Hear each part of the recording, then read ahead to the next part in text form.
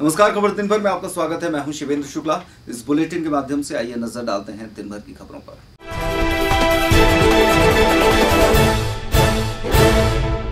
नमस्कार दर्शकों, खबर दिन भर में आपका स्वागत है। मैं हूं विनोद बसाइए। नजर किस खास खबर पर। यह खबर है कि बजरंगगढ़ निवासी सरमन यादव जब साइकिल पर सवार होकर सोमवार का हाट करके अपने घर की ओर जा रहा था, तभी तेज रफ्तार में अनियंत्रित 4 पहिए वाहन ने इसे टक्कर मार दिया।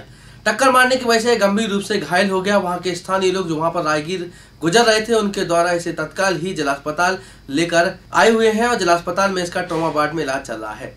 4 पहिया वहाँ से भाग, मैं पता नहीं पीछे से मारूंगा तो हम तो साइकिल लेने देंगे।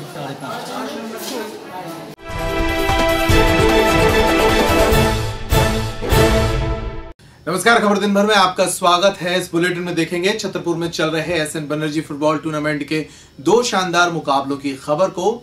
शहर के पंडित बाबूराम चतुर्वेदी स्टेडियम में चल रहे 52वें Akhil Bharatiya SN Banerjee football tournament के अंतर्गत बुधवार को 2 रोमांचक मुकाबले खेले गए। पहला मुकाबला हल्द्वानी उत्तराखंड और मेजबान टीम डीएफए छतरपुर बी के बीच खेला गया, जिसमें हल्द्वानी उत्तराखंड ने एक तरफा मुकाबला जीत लिया। इस मुकाबले में उत्तराखंड की टीम ने 4-0 से छतरपुर की टीम को रौंद दिया। वहीं दूसरा मैच काफी रोमांचक रहा, बल्कि रोमांच के चरम स्तर तक पहुंचा। यह मुकाबला पूसद महाराष्ट्र और चर्चा छत्तीसगढ़ के बीच था। दोनों ही टीमें निर्धारित 90 मिनट तक गोल करने के लिए मैदान पर संघर्ष करती रहीं। आखिरकार जब गोल नहीं हुआ तो मैच टाई की तरफ गया और इसके बाद सडन डेथ में पूसद महाराष्ट्र ने यह मुकाबला जीत लिया। मैच के दौरान अतिथियों के रूप में छतरपुर के सामाजिक कार्यकर्ता विपिन अवस्थी, व्यापारी हर्ष अग्रवाल और भारतीय मजदूर संघ से गिरजा पाटकर उपस्थित रहे। ये एसएन बनर्जी फुटबॉल टूर्नामेंट का 52वां आयोजन है। आज इस आयोजन का दूसरा दिन था। आज 2 मैच खेले जा रहे हैं। पहला match youth football club Haldwani Uttarakhand versus DFA Chhatarpur football की बी टीम छतरपुर की खेली, जिसमें 4-0 के स्कोर से हल्द्वानी ने मैच जीत लिया है। दूसरा मैच समाई United football club Pusad Maharashtra versus new sporting soccers club Chhattisgarh चर्चा कौडली की टीम के बीच में खेला जा रहा है। ये मैच अभी निरंतर जारी है और इस एसएन बनर्जी फुटबॉल टूर्नामेंट के रोजाना 2 मुकाबले खेले जाएंगे। पहला मुकाबला 1 बजे से और दूसरा मुकाबला 3 बजे से खेला जाएगा। बहुत ही अच्छा टूर्नामेंट हो रहा है। नगर पालिका हर साल इस टूर्नामेंट को करवाती है। बहुत ही जोश और ताकत के साथ ये लोग करवाते हैं। खिलाड़ियों में बहुत अच्छा इंस्पिरेशन है। ये स्पोर्ट्स से डिसिप्लिन आता है और मैं आप लोग से ये गुजारिश करूँगा कि हर साल इसी तरह करते रहो। इस तरीके के स्पोर्ट्स टूर्नामेंट्स और भी होते रहे, जिससे बच्चों में उत्साह बढ़े और स्पोर्ट्स डिसिप्लिन है। फुटबॉल जिस तरीके का यहाँ लेवल दिख रहा हूँ, काफ़ी अच्छा लेवल है। इस लेवल का हम लोग नहीं खेलते, लेकिन हाँ, पूरे देश के प्लेयर्स आए हुए हैं। और हाँ, मैं बिल्कुल सही कहा, मैं फ़ुटबॉल खेलता हूँ, रोज़ सुबह यहीं आके खेलता हूँ और इन लोगों के साथ मिलकर एक अलग एनर्जी आ जाती है और अपने दिन याद आ जाते हैं उसमें।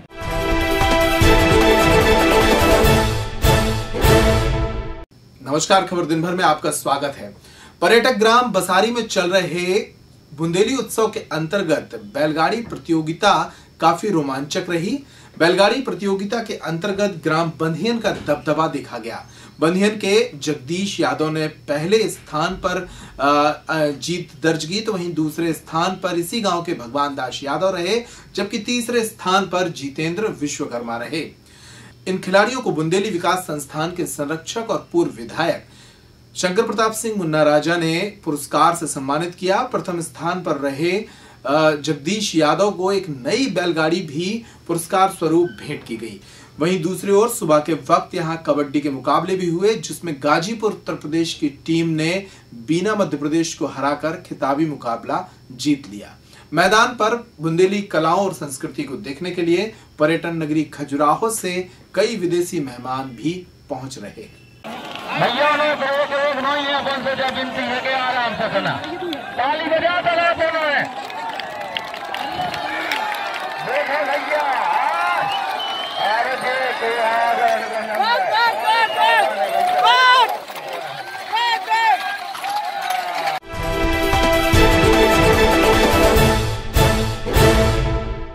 नमस्कार, खबर दिन भर में आपका स्वागत है। मैं हूं आपके साथ शुभम सोनी और आप देख रहे हैं पैप्टिक टाइम न्यूज। खबर दिन भर के इस बुलेटिन में चलिए अब आपको खबर दिखाते हैं गड़ी मलेरा की, जहां पर डंप कर रखी हुई अवैध रेत पर एसडीएम ने एक बड़ी कार्रवाई के साथ में छापामार कार्रवाई की। आइए आपको दिखाते हैं पूरी खबर विस्तार से। बता दें आपको कि छापामार कार्रवाई से रेत कारोबारियों में हड़कंप का माहौल मचा हुआ है। विदित हो कि नगर में तमाम अवैध रेत के कारोबार चरम सीमा पर चल रहे थे, जिसके बाद प्रशासनिक सुध लेते हुए प्रशासनिक अधिकारियों ने एक छापामार कार्रवाई करते हुए नए नतीजे को अंजाम दिया, जहां बुधवार को नौगांव एसडीएम बीवी गंगेले और आरआई जेएल रावत पटवारी, अनिल कुमार खरे, गड़ी मलहरा थाना प्रभारी पीडी पिंच पुलिस बल के साथ अवैध रेत के भंडारण पर कार्रवाई करते हुए मंडी के मैदान से लगभग 55 ट्राली और 30 ट्राली रेत की जब्ती की गई व पंचनामा तैयार कर रेत मंडी के कर्मचारियों एवं सीएमओ के सुपुर्दगी में दी गई। जो डंप मंडी प्रांगण गढ़ी मल्हारा में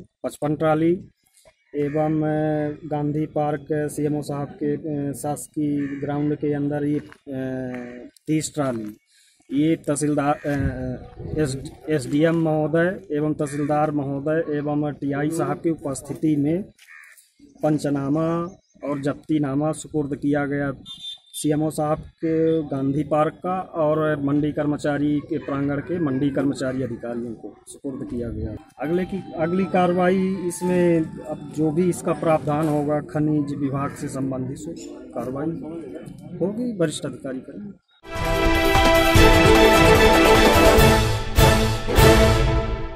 नमस्कार, खबर दिन भर में आपका स्वागत है। मैं हूं आपके साथ शुभम सोनी और आप देख रहे हैं पैप्टिक टाइम न्यूज। खबर दिन भर के इस बुलेटिन में चलिए आपको खबर दिखाते हैं विजावर की, जहां विजावर के ग्राम साईगढ़ में लोक कल्याण शिविर का आयोजन किया गया, जिसमें तमाम प्रकार के लोगों ने अपनी समस्याओं का हल करवाते हुए शिविर में पहुंचे और तमाम गतिविधियों से प्रशासनिक लोगों को भी रूबरू कराया। इस आयोजन में जनपद पंचायत विजावर अंतर्गत आने वाले कई विभागों के अधिकारी कर्मचारी नदारत रहे, जबकि इस तरह के आयोजन में शासन से संबंधित प्रत्येक विभाग की जनहित समस्याओं का विचार उपरांत समाधान भी किया जाता है। इस लोक कल्याण शिविर में विद्युत विभाग के कर्मचारियों के द्वारा बिजली के संबंधित बिलों की समस्याओं को सुना गया और साथ ही निराकरण भी किया गया। वहीं पंचायत से संबंधित 33 आवेदन निःशक्तजन पेंशन के प्राप्त हुए, जिनका निराकरण पंचायत सचिव ने तुरंत मौके पर ही कर आश्वासन भी दिया। विजावर तहसील के आई ग्राम पंचायत साईगढ़ के हल्का पटवारी के द्वारा राजस्व की भूमि से संबंधित मामलों को सुना गया, वहीं कुछ मामलों का निराकरण तत्काल ही किया गया। विकलांग पेंशन नहीं मिल पाई, हम दोनों पैरों से विकलांग हैं और हम जिला में भी आवेदन लगाए हैं, लेकिन अभी तक कुछ नहीं हुआ। अब दोबारा यहाँ पे आए, अब उम्मीद रखते हैं कि हाँ शायद काम हो भी सकता है। आज ग्राम पंचायत साईगढ़ में लोक कल्याण शिविर का आयोजन किया गया है। इसमें लगभग सभी विभागों को आयोजित किया गया था कि जो भी हितग्राहियों की जिस विभाग की समस्या हो तत्काल उसका निराकरण किया जाए जी। तो यहाँ पे कुछ मतलब आवेदन आए भी हैं, विद्युत विभाग से हमारे तिवारी जी आए, इन्होंने कुछ मतलब लाइट बिल वालों की समस्या था उसका निराकरण करवाया जी जी। और पंचायत से संबंधित हमारे पास पेंशन के 33 आवेदन आए, जिसका हम शीघ्र निराकरण करवा देंगे।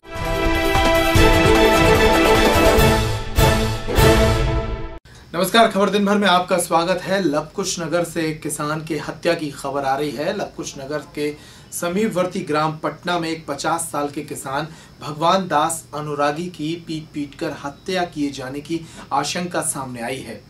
भगवान दास अनुरागी का शव उसके ही खेत से पुलिस ने बरामद किया है। स्थानीय लोगों और परिवार के लोगों की सूचना पर लवकुश नगर थाना प्रभारी KBR और छतरपुर से डॉग स्क्वाड की टीम ग्राम पटना पहुंच चुकी है और इस मामले की जांच पड़ताल में जुट गई है। लवकुश नगर क्षेत्र के ग्राम पटना से ये घटना सामने आई है, जहां एक 50 साल के किसान भगवान दास अनुरागी का शव आज सुबह खेत से ही बरामद किया गया था। टीम को बुलवा लिया गया है, डॉग पार्टी भी आई हुई है और वैज्ञानिक तरीके से उसकी जांच की जा रही है।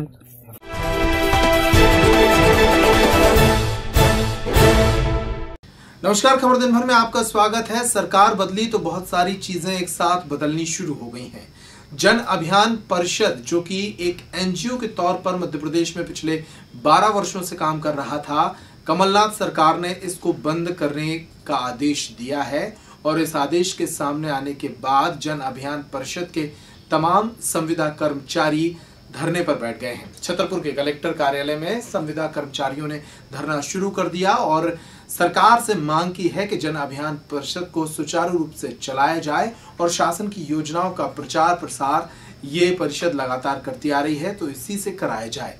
आपको बताते हैं कि जन अभियान परिषद पर ये आरोप हैं कि वो भारतीय जनता पार्टी और आरएसएस से जुड़े लोगों की एक सामाजिक संस्था थी, जिसे सरकार लगातार 12 सालों से ऑबलाइज कर रही थी। मध्य प्रदेश जन अभियान परिषद विगत 12 वर्षों से मध्य प्रदेश में काम कर रहा है। वर्तमान में जो सरकार है, उस सरकार ने ऐसा निर्णय लिया है कि मध्य प्रदेश जन अभियान परिषद को बंद किया जाएगा।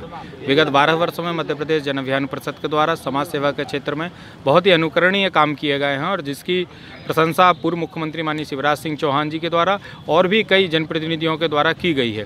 वर्तमान सरकार से आग्रह है कि जन अभियान परिषद को एवं उसके कर्मचारियों को यथावत रखते हुए जो एक पाठ्यक्रम जन अभियान परिषद के द्वारा चलाया जा रहा था, मुख्यमंत्री सामुदायिक नेतृत्व क्षमता विकास पाठ्यक्रम, उस पाठ्यक्रम को यथावत संचालित किया जाए एवं शासन की जो योजनाएं हैं उन योजनाओं को जन अभियान परिषद के माध्यम से क्रियान्वयन कराने के लिए जन अभियान परिषद हमेशा तत्पर रहा है और उन योजनाओं को क्रियान्वयन कराने के लिए हम लोग खड़े हैं और निश्चित ही शासन के सहयोग के रूप में हम लोग खड़े रहेंगे। अभी हम लोग हनुमान चालीसा का पाठ यहाँ करने वाले हैं। निश्चित तौर पर हनुमान जी की शक्ति हम सब लोगों के साथ होगी, तो हम लोगों के लिए जिस उद्देश्य को लेकर धरना प्रदर्शन किया गया है, उस धरना प्रदर्शन में हम लोगों को सफलता प्राप्त होगी।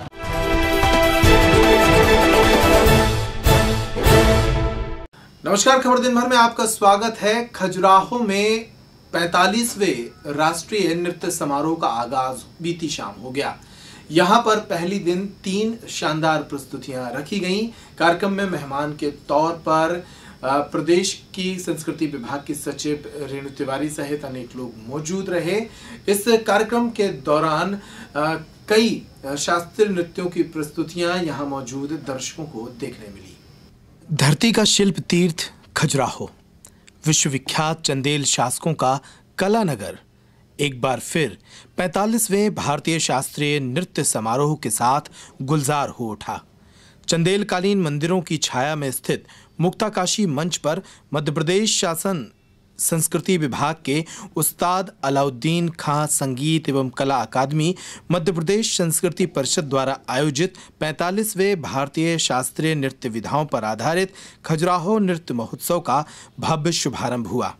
शुभारंभ समारोह में आमंत्रित अतिथियों ने दीप प्रज्वलन कर 7 दिन तक चलने वाले इस समारोह की शुरुआत की। कार्यक्रम में संस्कृति विभाग की सचिव रेणु तिवारी, जिला एवं सत्र न्यायाधीश A.K. Singh, collector Mohit Bundas, SP तिलक सिंह, जिला पंचायत सीईओ हर्ष दीक्षित सहित अनेक गणमान्य नागरिक उपस्थित रहे। नृत्य समारोह की शुरुआत दिल्ली की लिप्सा सतपथी के ओडिसी नृत्य से हुई, जिसमें लिप्सा ने अपनी प्रस्तुति में भगवान जगन्नाथ के प्रसंग पर आधारित जगन्नाथ अष्टकम नृत्य कर सभी का मन मोह लिया। दूसरे नृत्य पर वर्षा विसारद पर बारिश का वर्णन किया गया, तो वहीं तीसरी प्रस्तुति में महाकाली नृत्य में महाकाली के विभिन्न रूपों का वर्णन किया गया। इसके बाद दूसरी प्रस्तुति में दिल्ली की ही नृत्यांगना जयप्रभा मेनन ने मोहिनी अट्टम नृत्य प्रस्तुत कर कला श्रोताओं को मंत्रमुग्ध कर दिया। मंच पर तीसरी प्रस्तुति हुई मृदुस्मिता दास गुवाहाटी की, जिन्होंने सत्रीय समूह नृत्य पेश कर यहाँ मौजूद दर्शकों को मंत्रमुग्ध कर दिया।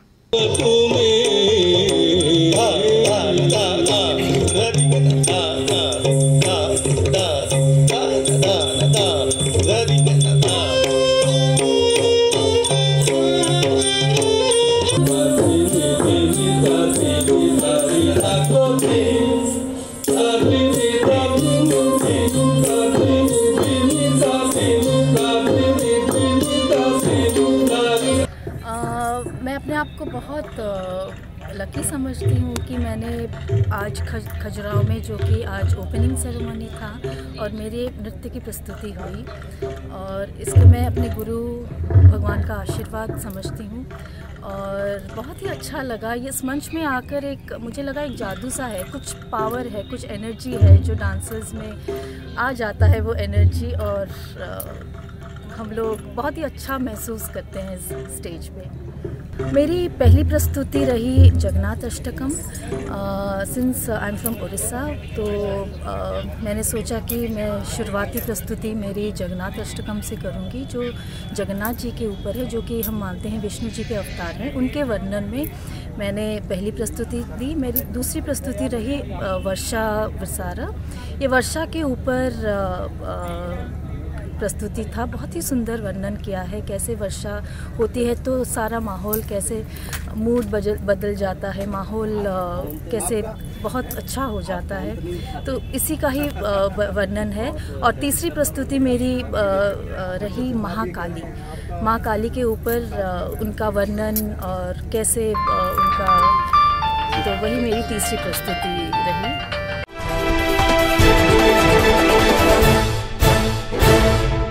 नमस्कार, खबर दिन भर में आपका स्वागत है। पुलवामा में हुए आतंकी हमले से देश अब भी नाराज है। प्रतिदिन शहीदों को श्रद्धांजलि देने और सरकार पर पाकिस्तान के खिलाफ ठोस कार्रवाई का दबाव बनाने के लिए कार्यक्रमों के आयोजन किए जा रहे हैं। छतरपुर में एक बार फिर ऐसे ही एक कार्यक्रम का आयोजन किया गया।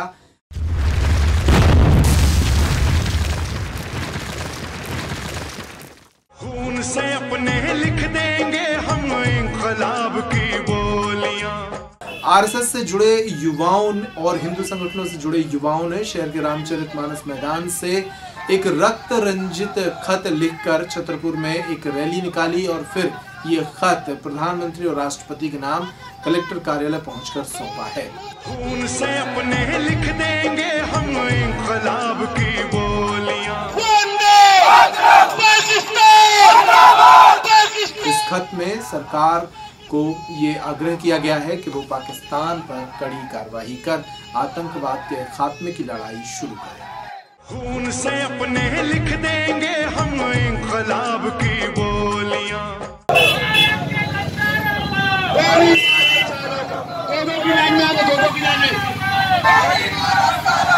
भारत के गद्दारों को, पाकिस्तान मुर्दाबाद, भारत माता की, भारत माता की, वंदे वंदे, पाकिस्तान पाकिस्तान पाकिस्तान, वीर सेना। भारत के इतिहास में और छतरपुर के इतिहास में रक्त रंजित पत्र आदरणीय प्रधानमंत्री जी को जा रहा है। उनसे आग्रह और निवेदन किया जा रहा है, जिस प्रकार से आपने साहसिक निर्णय नोटबंदी और जीएसटी का लिया है, इस तरह का निर्णय लेके किसी को भी जो कहना हो कहते रहे। आप पाकिस्तान का नेस्तनाबूद करने में आप सक्षम हैं और आप कर दीजिए, क्योंकि देश में छुपे हुए गद्दारों का काम ही है कि गद्दारी करना। इतिहास चला आया है, जयचंदों के कारण पृथ्वीराज चौहान का नष्ट हुआ है। आज ऐसे कई गद्दार पैदा हो गए हैं देश में, जो अपने ही खाते हैं और देश की नींव बजाते हैं। ऐसे गद्दारों को पहले मारा जाए और फिर पाकिस्तान पे हमला करिए। नेस्तनाबूद पाकिस्तान को करके लाहौर में तिरंगा फहराया जाए। वंदे मातरम। खून से अपने लिख देंगे हम इंकलाब की बोलियां। खून से लिखित हस्ताक्षर अभियान चला है हमारे छतरपुर शहर में। ये हम लोग प्रधानमंत्री मोदी जी को ये संदेश भेजना चाहते हैं कि हम लोग एक एक खून का अपना कतरा दे सकते हैं देश के लिए, और देश के लिए अपनी जान तक दे सकते हैं। और सारे देशवासी एकजुट होकर के इस आतंकवाद को समाप्त करना चाहते हैं कि हमारी आने वाली पीढ़ी, आगे वाली पीढ़ी उज्ज्वल हो, उज्ज्वल भविष्य हो, और एक भारत हो और एक संगठन हो, और इस पाकिस्तान को जो आतंक फैला रखा है इसको जड़ से खत्म किया जाए। खून से अपने लिख देंगे हम इंकलाब की बोलियां। हमारे भारत के वीर शहीदों के नाम पर हम लोगों ने एक लेटर लिख रहे हैं जो प्रधानमंत्री को जाएगा, जिसमें हमारे नगर के सभी हिंदू भाइयों ने मिलकर अपने रक्त से रंजित ये खत लिखा हुआ है। इसमें हम लोग प्रधानमंत्री से मांग करते हैं कि हमारे जो वीर शहीद 40 वीर शहीद जो शहीद हुए हैं, उनके एक एक बूंद रक्त का बदला लिया जाए और पाकिस्तान को ज़मीनी स्तर से और आर्थिक स्तर से तोड़ दिया जाए। उनके एक एक गद्दारों को मार दिया जाए। खून से अपने लिख देंगे हम इंकलाब की बोलियां। ये हम लोग ये रक्त से पत्र लिख रहे हैं माननीय प्रधानमंत्री मोदी जी को। उनसे आग्रह किया जा रहा है कि आप तो पाकिस्तान को ख़त्म करिए, पूरे देश की जनता, हर एक नागरिक आपके साथ है। हर तरह से आपको देश की जो भी आर्थिक, शारीरिक, जिस तरह से सहयोग बनेगा, पूरी जनता आपके साथ है। आप तो पाकिस्तान को ख़त्म करिए और कश्मीर में बस रहे हमारे देश के अंदर के गद्दारों को भी ख़त्म करिए। खून से अपने लिख देंगे हम इंक़लाब की बोलियां। आज हम लोग रामलीला मैदान में इकट्ठे होकर के एक प्रधानमंत्री के नाम एक पत्र लिख रहे हैं और उनसे आग्रह कर रहे हैं कि शीघ्र ही कश्मीर से 370 धारा समाप्त हो और जिन लोगों ने, जिन अलगाववादी संगठनों ने एवं आतंकवादी संगठनों ने भारत के जवानों को शहीद किया है, उन लोगों पर सख्त से सख्त कार्रवाई हो। और साथ में कहा गया है कि दुश्मन से कभी नहीं हारे, हम हारे हैं छल छंदों से, हर बार पराजय पाई है अपने घर के जयचंदों से। तो ऐसे घर के जो जयचंद हैं, चाहे वे कश्मीर में छुपे हुए हों या भारत के किसी भी कोने में छुपे हुए हैं, ऐसे जयचंदों को बाहर निकाल करके उनको कड़ी से कड़ी सजा दी जाए एवं पाकिस्तान को सबक सिखाया जाए ताकि वह भविष्य में ऐसी गुस्ताखी करने की कोशिश भी ना करे। खून से अपने लिख देंगे हम इंक़लाब की बोलियां। आज खून से ये खत लिखे जा रहे हैं प्रधानमंत्री के नाम से। कलेक्टर को ज्ञापन दिया जाएगा। जो हमारे शहीद सैनिक हुए हैं उनके लिए बलिदान जो दिया है उन्होंने, उनका बदला के लिए हम लोगों ये रक्त से पत्र खत लिखे जा रहे हैं और प्रधानमंत्री के नाम भेजे जाएंगे और पाकिस्तान पर कड़ी से कड़ी कार्रवाई की मांग करेंगे। खून से अपने लिख देंगे हम इंक़लाब की बोलियां। जम्मू कश्मीर में आतंकवादी द्वारा हमारे जो जवान मारे गए, उसको लेकर छतरपुर से रक्त रंजित पत्र महामहिम राष्ट्रपति एवं प्रधानमंत्री जी को लिखा जा रहा है एवं रक्त के द्वारा छतरपुर के समस्त युवाओं के द्वारा हस्ताक्षर किए जा रहे हैं। इसका उद्देश्य केवल एक है कि भारत में जिस तरह आतंकवादी गतिविधियों को संचालित पाकिस्तान कर रहा है, वो पूरी तरह से प्रधानमंत्री से अनुरोध है कि इस आतंकवादी गतिविधियों को पूरी तरह नष्ट करें। खून से अपने लिख देंगे हम इंक़लाब की बोलियां। हम लोग रद्द से हस्ताक्षर कर रहे हैं और प्रधानमंत्री मोदी से आग्रह कर रहे हैं कि आतंकी देश पाकिस्तान को सबक सिखाइए, पाकिस्तान परस्तों को, देश में रह रहे गद्दारों को सबक सिखाइए और पाकिस्तान को कब्रिस्तान बना दीजिए। खून से अपने लिख देंगे हम इंक़लाब की बोलियां। रक्त के द्वारा जो पत्र, जो खत हम प्रधानमंत्री मोदी जी को लिख के भेज रहे हैं, उनसे हम यही अनुरोध करेंगे कि जल्द से जल्द वो कड़ा एक्शन लें, जिससे कि हमारे जो वीर शहीद जो जवान हुए हैं उनकी आत्मा को शांति पहुँचे, उन्हें लगे कि हमने अपने देश के लिए कुछ बलिदान दिया है। बस खून से अपने लिख देंगे हम इंक़लाब की बोलियां। एक ज्ञापन जो पुलवामा में आतंकवाद की घटना हुई है उसके विरुद्ध में है और कार्रवाई करने हेतु है, और ऐसा उनका कहना है कि खून से लिखा हुआ है ज्ञापन, तो उसको प्रधानमंत्री तक उचित माध्यम से भिजवा दिया जाएगा।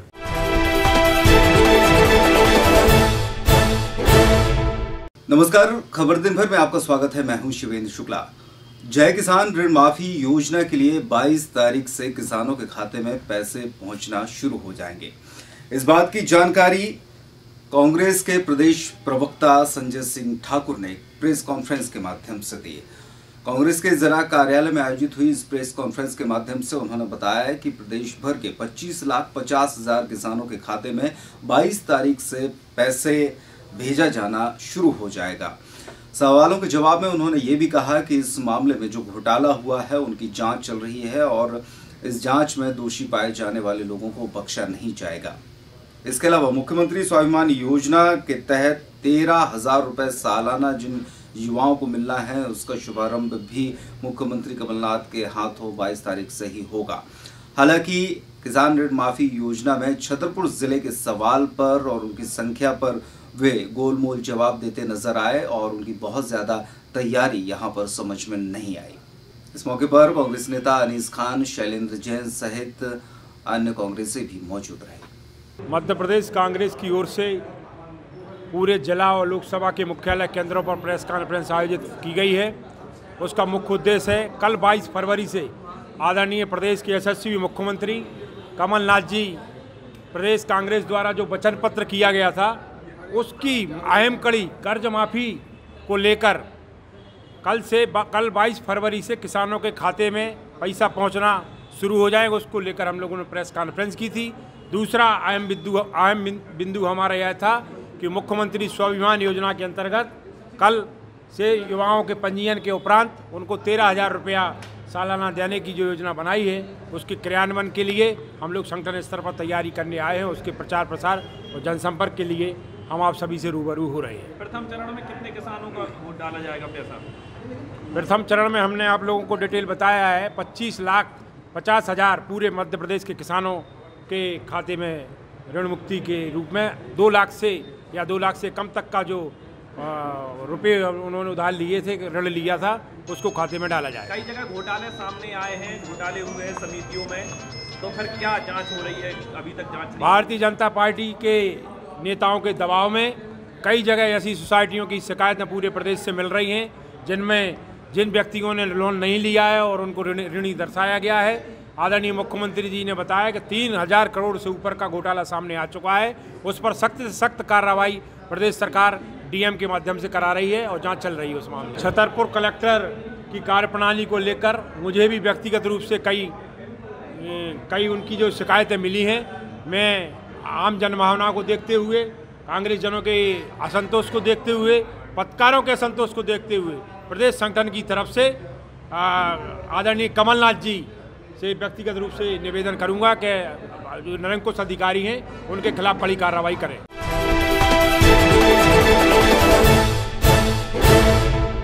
नमस्कार, खबर दिन भर में आपका स्वागत है। मैं हूं शिवेंद्र शुक्ला। बाबूराम चतुर्वेदी स्टेडियम में चल रहे एसएन बनर्जी फुटबॉल टूर्नामेंट में इन दिनों रोचक मुकाबले देखने को मिल रहे हैं। रोचक इतने कि 90 मिनट के खेल में कोई भी टीमें एक दूसरे के गोल पोस्ट में गोल दाग नहीं पाई और मुकाबले का जो निर्णय है वो पेनल्टी शूट आउट से लेना पड़ा। 90 मिनट के संघर्ष के बाद पेनल्टी शूट आउट से बालाघाट ने 4-3 से जीत दर्ज की।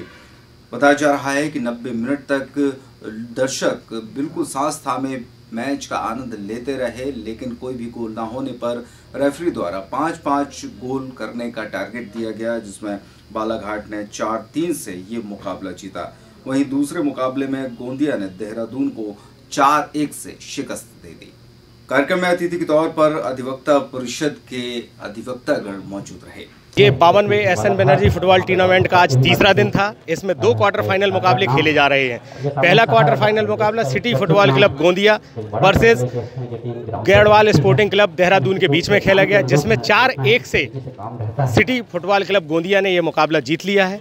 दूसरा क्वार्टर फाइनल मुकाबला Sahara India Lucknow versus DFA Balaghat Madhya Pradesh के बीच में खेला जा रहा है।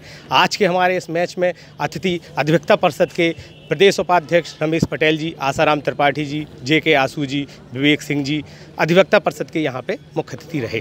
और इस टूर्नामेंट में जो हमारे लोकपाल दाऊ हैं, उनकी कमेंट्री से शहर के हुजूम उमड़ आता है जब वो अपना बोलते हैं और जब अपना वो करते हैं। इस पूरे टूर्नामेंट में डीएफए का सहयोग बहुत है। जो डीएफए के हमारे सचिव हैं और जो डीएफए के हमारे साथीगण हैं, उन सभी का भरपूर सहयोग मिल रहा है। उससे ये सफल आयोजन हो पा रहा है। खबर दिन भर में इस बुलेटिन में आप देख रहे थे दिन भर की खबरें। जिले भर की खबरें लगातार और हर घंटे देखने के लिए बने रहिए पेप्टिक टाइम पर। हम आपको लगातार कराएंगे अपडेट। इस बुलेटिन में फिलहाल इतना ही। नमस्कार।